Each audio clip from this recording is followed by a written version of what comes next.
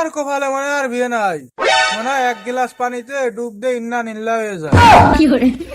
ওরে আমি বেঁচে থাকতে তোরে মরতে দিবান না। ও গটো, আর কোনো মেয়ের সন্ধান আছে নাকি? আছে, আর একটা ভালো মেয়েরও সন্ধান আছে। তাহলে ঘটক সাহেব, দাদা আমার যা আর সহ্য হচ্ছে না, তাহলে হাও নেই চলো। ও শালা অত ফালায় না, 2 দিন পরে তোমারে খুঁজেও পাওয়া যাবেন না। তাহলে ঘরে বাইরে ঠাপাঠাপি না বাদায় চলো যাই, যাই নিয়ে আসি। চলো।